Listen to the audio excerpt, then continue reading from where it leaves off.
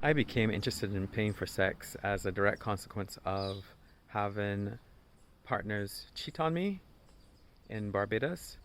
So, arriving in Brazil, where I had so much more freedom to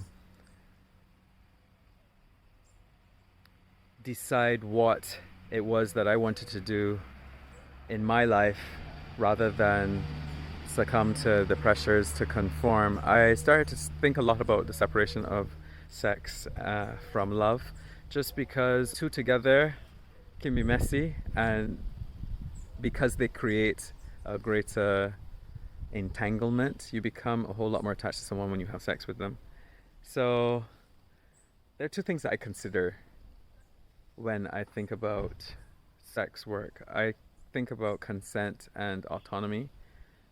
How do you make sure that what someone is doing is consensual and not coerced?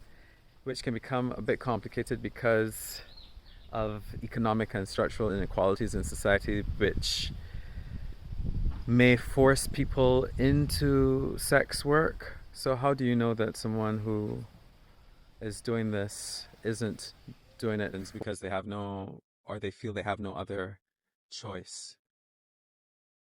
In Brazil, at the bathhouses, at the saunas, there were call boys, garotos de programa, or miches, and they were always crazy gorgeous and had enormous and long members, which reminds me of the scripture Ezekiel 23:20, which says something like the woman remembered her lover with the penis of a donkey and flood of semen like that of a horse.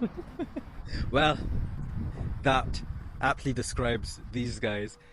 It was difficult to get their attention because I was young and their clientele is was old, and I was not an old man at that time. But I did have two experiences. I went with one guy who was to me an angel.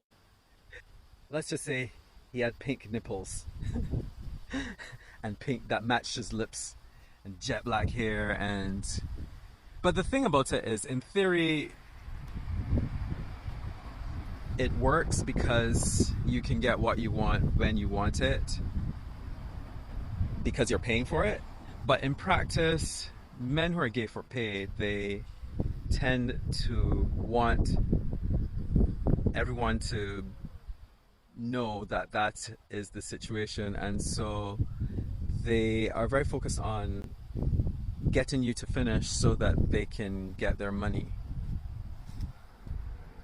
So this guy, I kind of wanted him to enjoy the experience, so I let him do himself to a story about his girlfriend.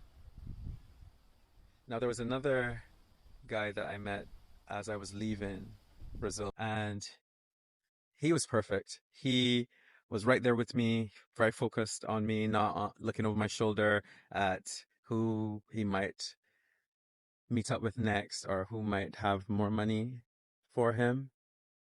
And so, yeah, I went with him. That was an amazing experience. But he wasn't gay for pay. He was gay, but being paid. And even now in Barbados, you see more of this.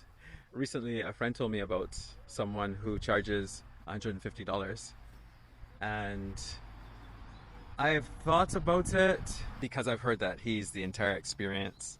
He's the boyfriend experience. But I also am a little bit wary of starting another potentially unhealthy addiction. Although I don't imagine that I would become that because, like I said, these guys aren't good enough actors to convince you of the role they play because they are so focused on on getting as much money as they can in as short a space of time as they can. Although I've heard that this guy is not that. Uh, I don't know. I don't know. There's something about it that I am wary about. It's also that my sex drive isn't what it used to be, and I am just rarely in the mood where I am horny enough to pay for it. I say this, and just last night I paid for OnlyFans for the first time in my life. It's this African guy who is just, for me, the epitome of perfection. His videos are pretty shite though. He moves around too much and is charging too much. Again, the money grab. And so I even had a guy recently send me this message.